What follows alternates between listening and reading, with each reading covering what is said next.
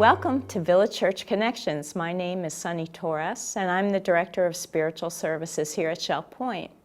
And today I'm going to talk to you a little bit about butterflies. You know, I think butterflies should be one of the 7 wonders of the world. I think they are one of the most gorgeous creations of God, and they teach us so much about change and the stages of life that happen before we actually can feast our eyes on the final product. My kids and I discovered a green chrysalis in the cornfield behind our house that looked like a little emerald ice cream cone with 14 carat dots all around the top. And so we brought it home. I didn't know what it was. But when we figured it out, we did a little study on the life cycle of butterflies. It was fascinating.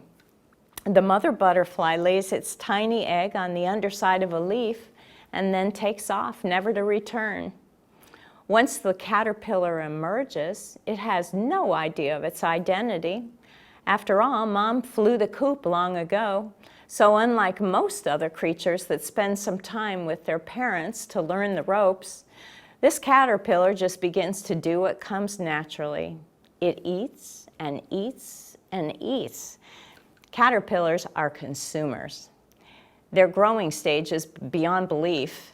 It eats so much in just a couple weeks that it splits its skin 5 to 6 times. But then one day, the caterpillar loses his appetite and attaches himself upside down to a twig, and he wriggles and writhes as he forms a chrysalis around himself. Now things really deteriorate. If you were to cut open the cocoon, you would discover in there is caterpillar soup. But within that unrecognizable condition, there are some very specialized cells called imaginal discs that carry the blueprint for every part of the butterfly to come. Those cells have been with the caterpillar from the start, indistinguishable from the rest until the right moment comes and the reorganization begins.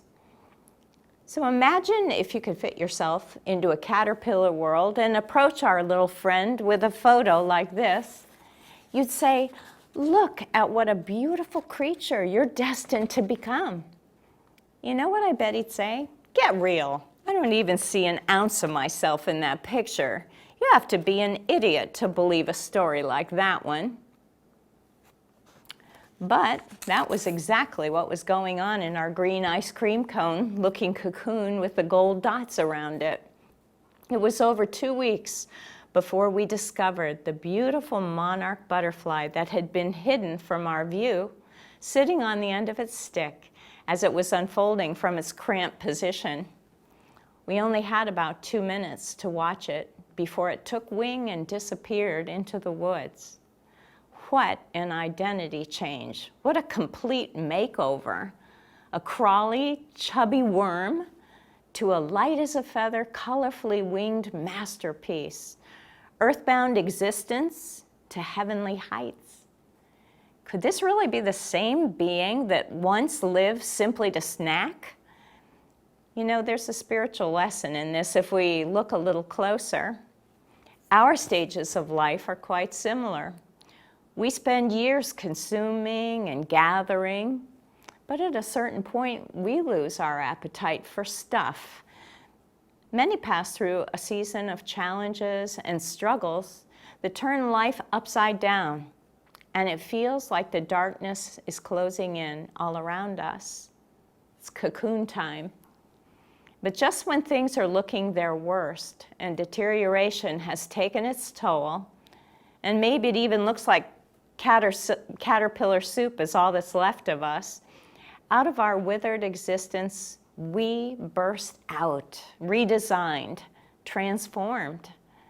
The Bible says that just as we have borne the image of the earthly, we shall bear the image of the heavenly. How in the world can this happen? Well, it was in the blueprint of God for you and me when Jesus Christ, God's Son, purchased our lives from death, hell, and the grave with his own life's blood, and provided everlasting life for those who would believe in him. Many of us are approached with this good news, and like our friend the caterpillar, we reject the idea because it seems too far-fetched and too good to be true. But in fact, it's not. Jesus said in John 11:25, "I am the resurrection and the life. He who believes in me will live, even though he dies. And everyone who lives and believes in me will never die." And then he followed that statement with a penetrating question to you and to me. Do you believe this? I do. Perhaps God gave us the butterflies to provide this very important lesson. There's much more to life than what we think or see when we're earthbound. We have a future and a hope. That's the good news. That's the gospel. And thank you for joining us for Village Church Connections. And see you next time.